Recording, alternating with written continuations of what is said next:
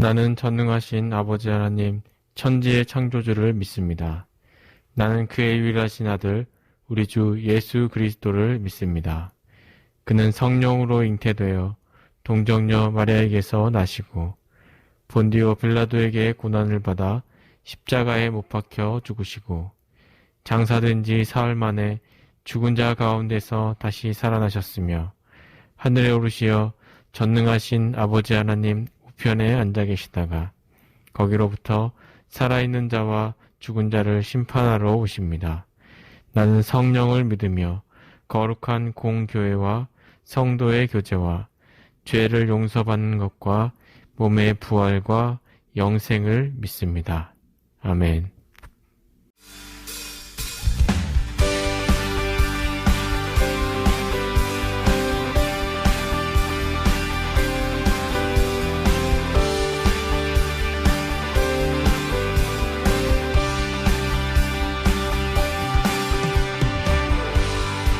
우리를 향한 주님의 신실하심 찬양합니다. 넌 대신 주께 감사세. 그 사랑 영원하리라. 모든 것 위에 뛰어나신 주 그 사랑 영원하리라. 찬양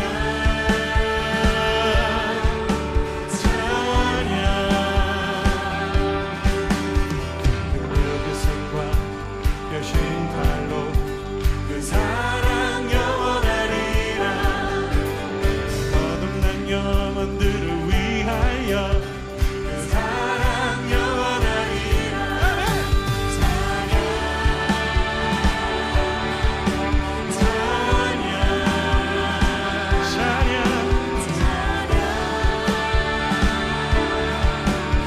찬양 영원히 신실하신 능력의 하나님, 영원히 함께하니,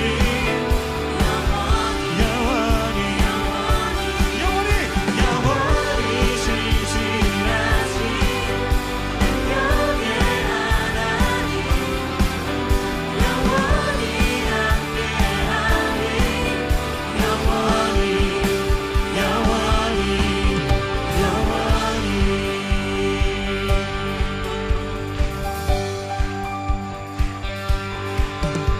해 뜨는 데서 지는 데까지 그 사랑 영원하리라.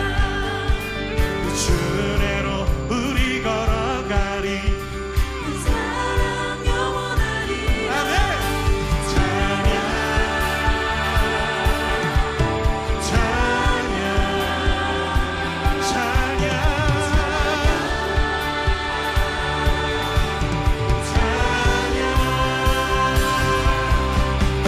영원히 신실하신 능력의 하나님, 영원히 함께하니,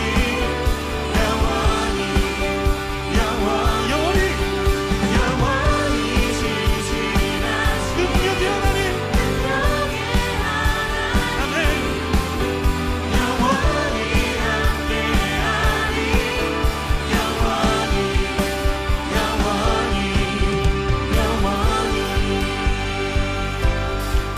그 신실하신 하나님이 우리 하나님이십니다.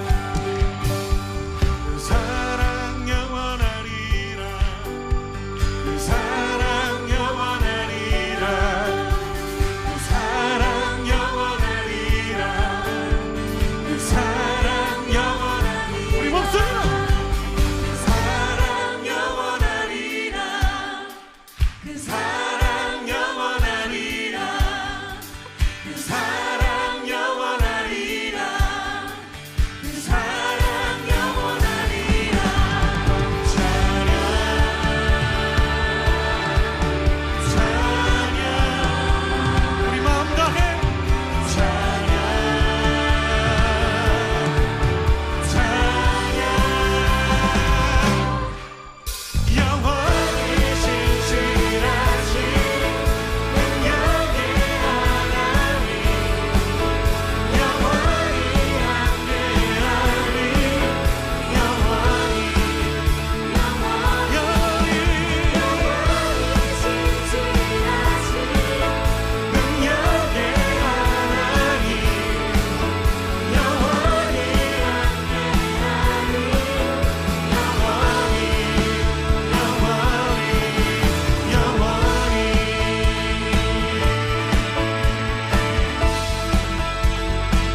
연약한 우리의 삶을 붙드셔서 영원으로 인도하시는 주님 사랑 찬양합니다.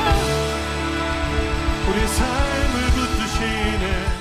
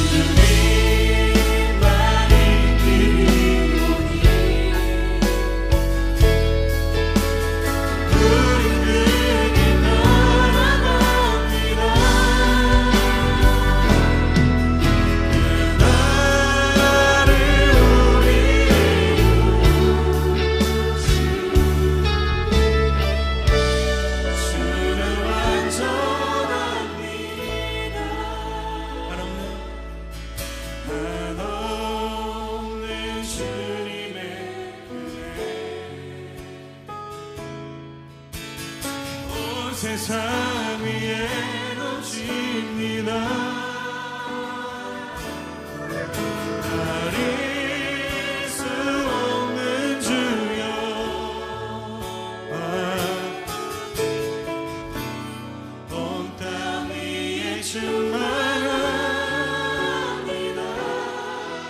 주님 말이 오니 우리들이 따라갑니다.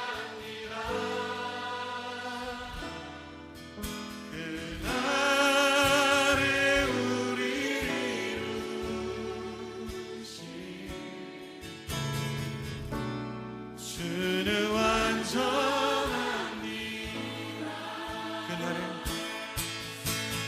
그날에 우리를 이루신 주는 완전합니다.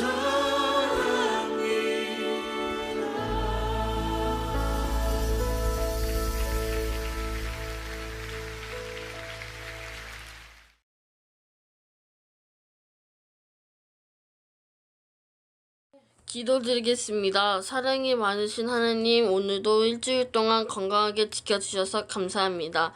오늘도 주님 안에서 청소년부 예배를 드리오니 항상 저희와 함께 동행하여 주시옵소서.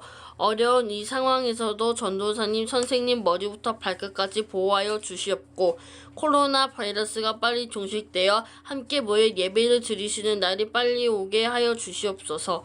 이 모든 기도 예수님의 이름으로 기도드렸습니다. 아멘. 이 시간 하나님께서 우리들에게 주신 말씀은 사도행전 16장 35절에서 40절의 말씀입니다. 신약성경 216페이지에 있습니다. 사도행전 16장 35절에서 40절의 말씀을 공독하도록 하겠습니다. 날이 새매 상관들이 부하를 보내어 이 사람들을 놓으라 하니 간수가 그 말대로 바울에게 말하되 상관들이 사람을 보내어 너희를 놓으라 하였으니 이제는 나가서 평안히 가라 하거늘 바울이 이르되 로마 사람이 우리를 죄도 정하지 아니하고 공중 앞에서 때리고 옥에 가두었다가 이제는 가만히 내보내고자 하느냐 아니라 그들이 친히 와서 우리를 데리고 나가야 하리라 한대 부하들이 이 말을 상관들에게 보고하니 그들이 로마 사람이라 하는 말을 듣고 두려워하여 와서 권하여 데리고 나가 그 성에서 떠나기를 청하니 두 사람이 옥에서 나와 루디아의 집에 들어가서 형제들을 만나보고 위로하고 가니라. 아멘. 기도하시겠습니다. 사랑과 은혜가 충만하신 여호와 하나님 아버지 은혜를 감사합니다. 오늘도 귀한 주일 우리에게 허락하여 주시고 어려운 시기를 보내면서도 우리가 믿음을 잃지 아니하고 정한 시간에 하나님 앞에 나와서 온라인 예배로 청소년부 예배로 주님 앞에 올려드리게 하시니 감사를 드립니다. 아버지 하나님, 장기간 동안 이 코로나19로 인하여서 우리 청소년부 학생들이 또 학업을 하는 가운데 또 일상생활을 하는 가운데 어려운 가운데 있습니다. 우리의 피난처 되시고 피할 바위 되시는 하나님께서 우리 친구들을 지켜주시고 또 하나님께서 모든 또 학업과 일정 가운데 주님 간섭하여 주셔서 하루속히 이 상황이 극복되고 또 회복될 수 있도록 은혜를 더하여 주시옵소서. 오늘 이 시간 하나님의 말씀을 나누고자 합니다. 주의 말씀 가운데 우리가 교훈을 얻고 또한 우리의 삶이 변화되고 또 그 말씀을 통하여 우리가 되살아나는 그런 은혜가 우리에게 있게 하여 주시옵소서. 감사드리며 이 모든 말씀 예수 그리스도 이름으로 기도하옵나이다. 아멘. 오늘은 위로하는 사람이라는 제목으로 하나님의 말씀을 선포하도록 하겠습니다. 여러분들 유관순 열사 이름을 한 번쯤은 들어보셨을 것입니다. 오늘 설교는 이 유관순 열사에 대한 얘기를 잠깐 나누고 가려고 합니다. 이 유관순 열사가 서울에 있는 그 이화학당이라는 곳에서 학생으로 학생 신분으로 곳에서 학업을 하는 그런 학생이었다고 합니다. 근데 이게 학생 신분으로 이제 자신의 고향으로 내려가게 되는 그런 사건이 발생을 합니다. 사실 이 유관순 열사는 서울에서 만세 시위를 하다가 이 만세 시위를 서울에서만 국한해서 할 것이 아니라 이것을 전국으로 퍼뜨려야 된다라는 그런 생각을 가지고 있었습니다. 그래서 친구들끼리 모여서 결사를 맺고 다 같이 우리가 독립한 그날에 다시 만나자 이런 약속을 하고 각자 독립선언서를 들고 각자의 고향으로 내려갑니다. 그러니까 이 유관순 열사는 집은 서울이 아니고 지방에서 서울로 올라와서 학업을 하던 중에 이 독립운동을 하게 되고 이제 각자의 고향으로 내려가서 이 독립운동을 전국적인 단위로 우리가 확장을 시키자 그런 생각을 했던 것이죠. 그래서 이제 자신의 고향에 내려갔더니 이 유관순이라는 이 학생이 서울에서 학교를 다니다 왔으니까 이 서울의 상황 이것이 아마 그곳에 있는 사람들은 궁금했을 것입니다. 그래서 이 유관순 학생이 그 상황을 잘 알 것이라고 생각을 해서 이 지역의 유지들이 지금의 상황이 어떠냐라고 질문을 하니까 이 유관순 열사가 지금의 서울의 상황은 이렇습니다 라고 이야기를 합니다. 그러면서 우리 이 고향에서도 만세운동을 우리가 펼쳐야 합니다 라고 이야기를 합니다. 그래서 결정된 것이 이 5일장이 자주 열리는 이 아우네 장터라는 곳에서 우리가 만세 시위를 하자라고 결정을 하게 되죠. 그래서 만세 운동을 하기 전날 밤에 약속대로 이 만세 운동을 내일 할 것이다라는 뜻으로 이제 산에서 봉화를 일으킵니다. 그리고 다음날 낮에 약 3,000명의 사람들이 이 만세 시위에 참여하게 되고 현장에서 일본 헌병들의 총검에 의해서 19명의 사망자가 발생하고 또 많은 사람들이 다치는 그런 일들이 발생을 하게 됩니다. 그런데 안타깝게도 이 유관순 열사의 이 두 부모님이 돌아가시게 됩니다. 그리고 이 유관순이라는 학생이 주동자라고 해서 이 유관순의 집을 다 불태워버리는 그런 만행을 저지릅니다. 유관순 열사는 항의하다가 체포되어서 징역 3년형을 선고를 받게 됩니다.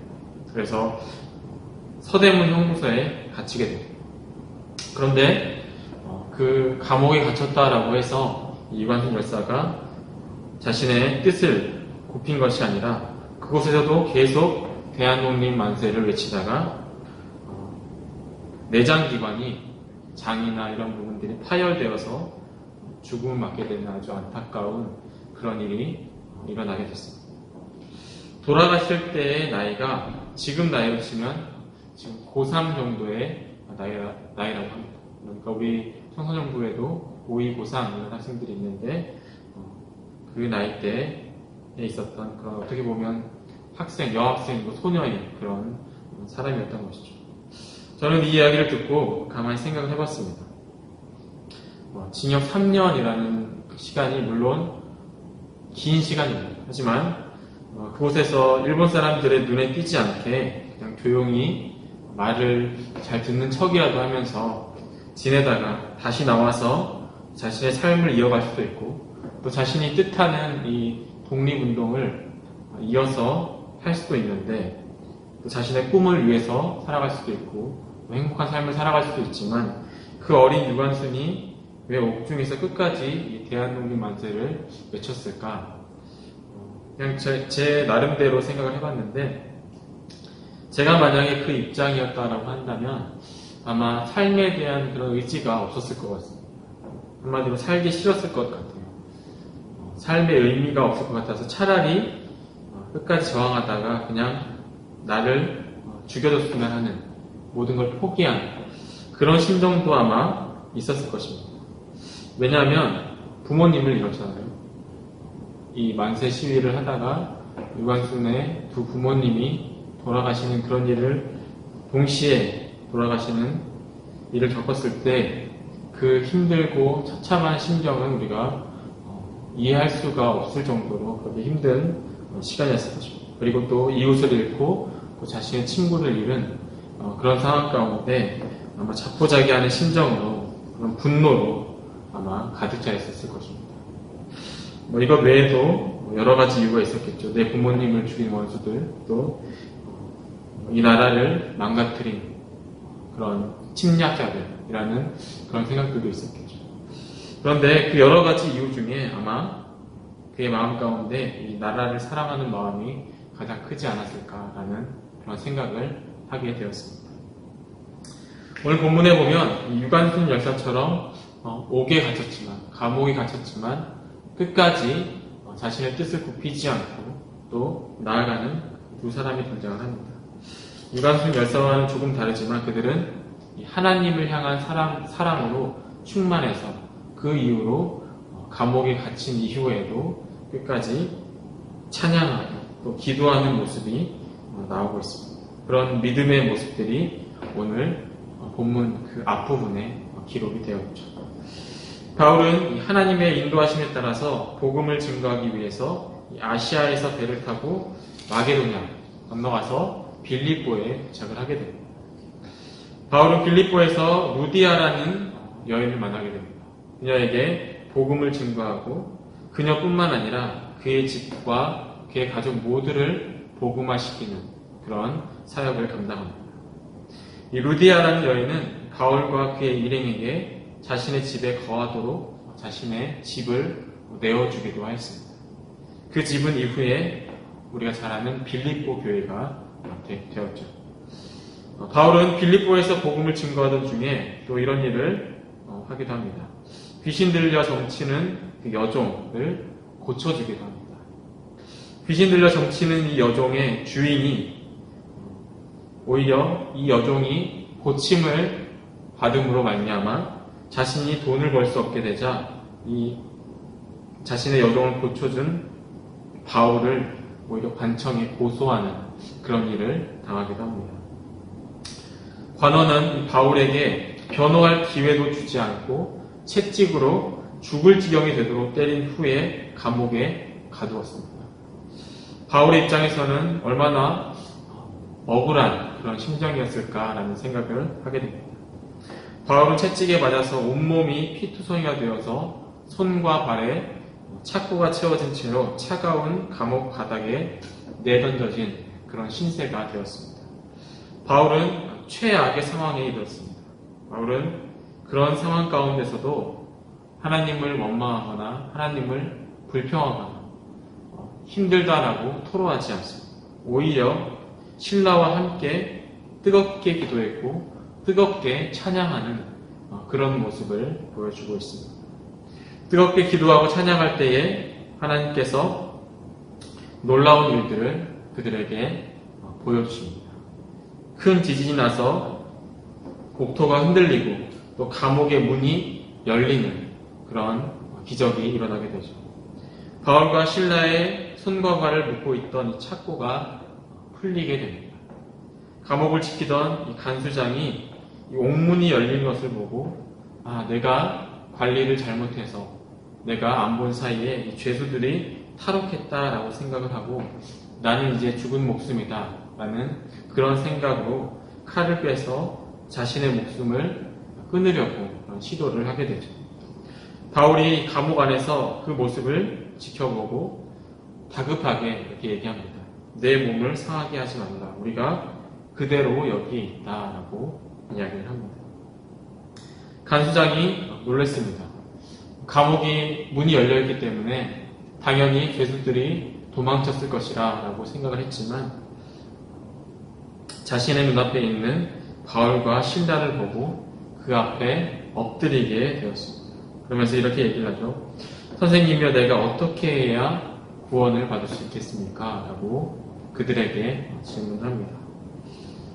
이 말은 온몸이 피투성이가 되도록 맞고 또 착고에 채워진 채로 감옥에 있으면서도 그럼에도 불구하고 기도하고 찬양하는 그들의 모습을 보고 또 옥문이 열렸을 때에도 탈출할 생각을 하지 아니하고 의연하게 그곳에 있는 그 모습을 보니 어떻게 이렇게 할 수 있을까라는 생각을 하게 됐는데 내가 어떻게 하면 당신들처럼 구원을 얻을 수 있겠습니까? 라는 고백이 됐죠.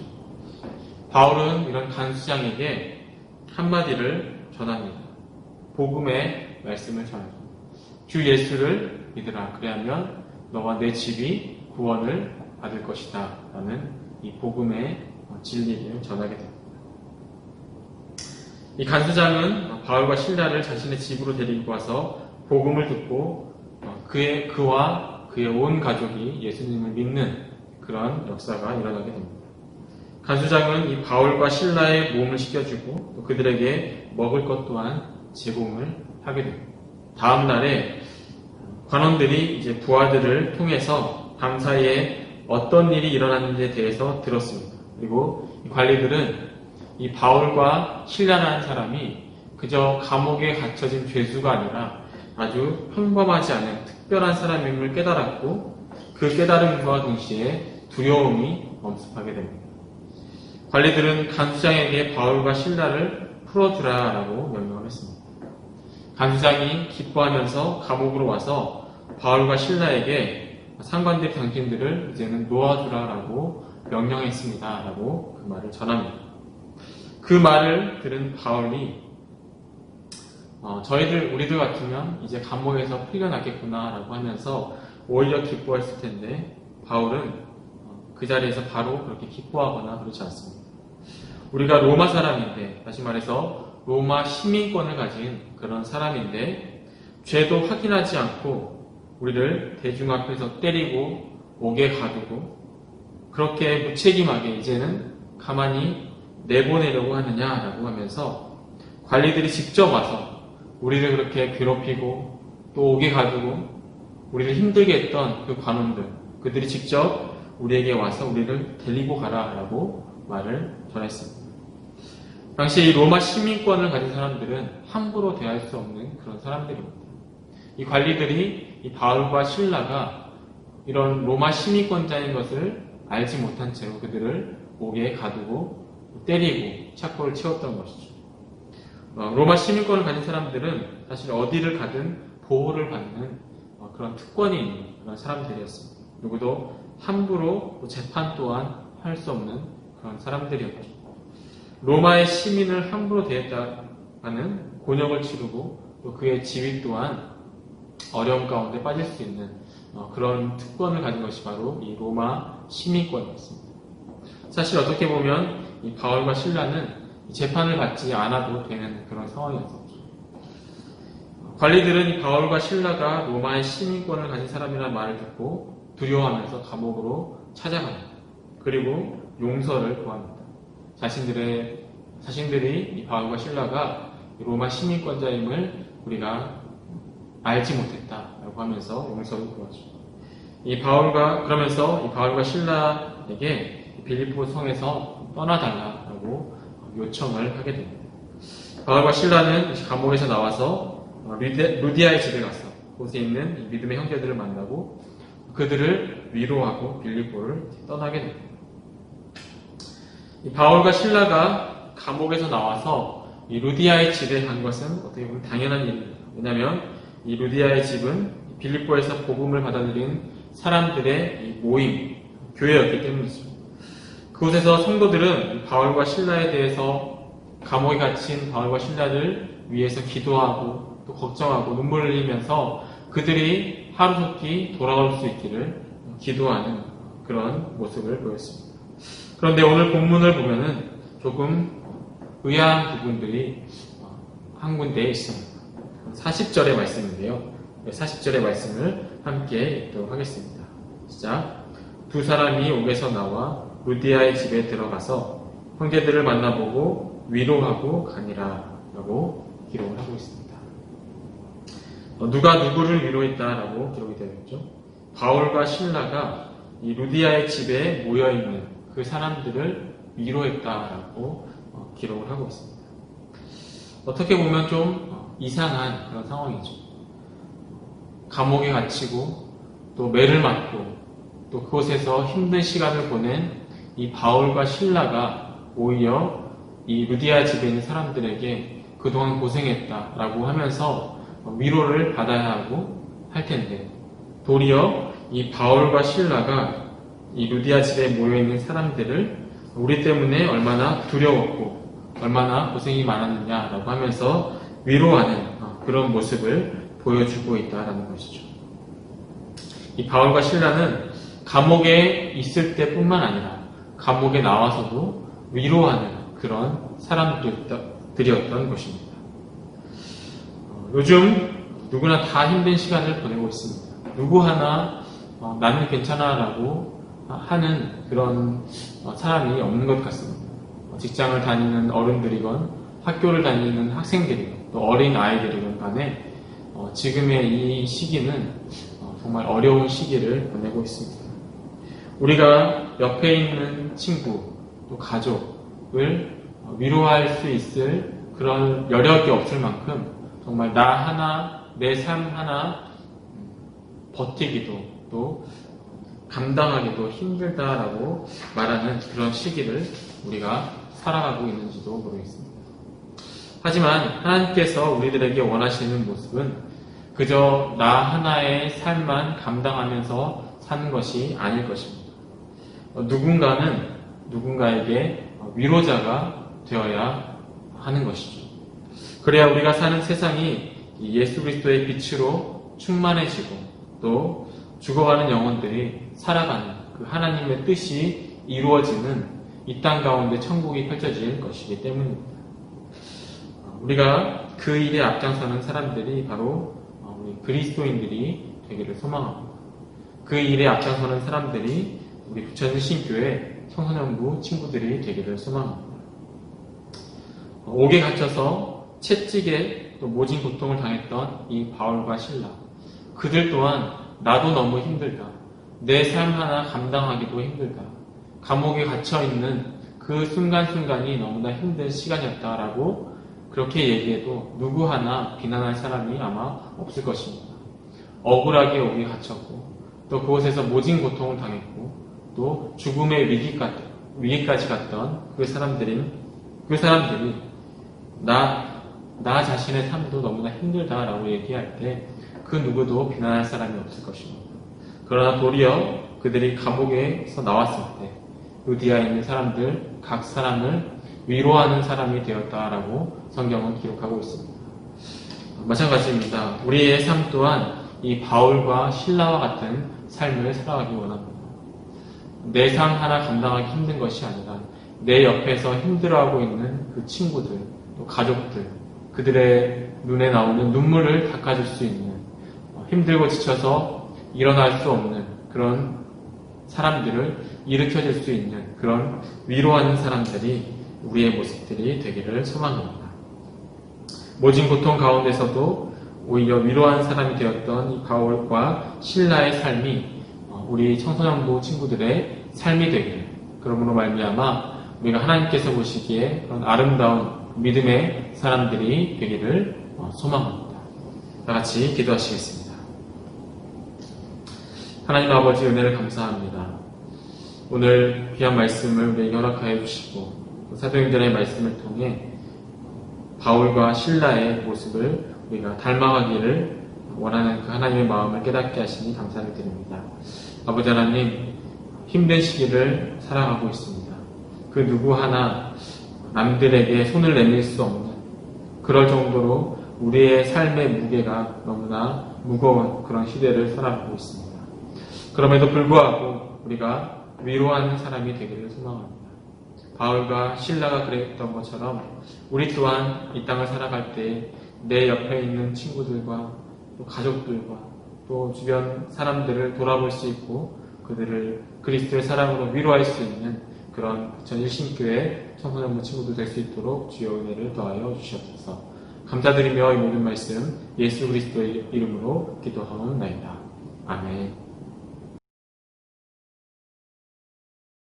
하늘에 계신 우리 아버지, 아버지의 이름을 거룩하게 하시며 아버지의 나라가 오게 하시며 아버지의 뜻이 하늘에서와 같이 땅에서도 이루어지게 하소서.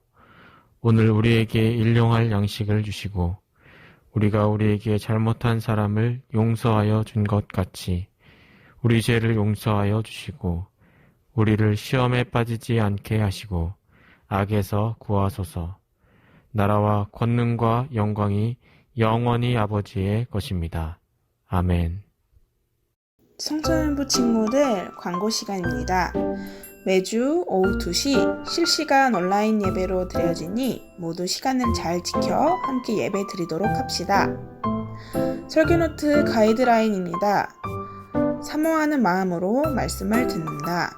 듣는 중간중간 중요하거나 감동되는 말씀을 기록해 본다.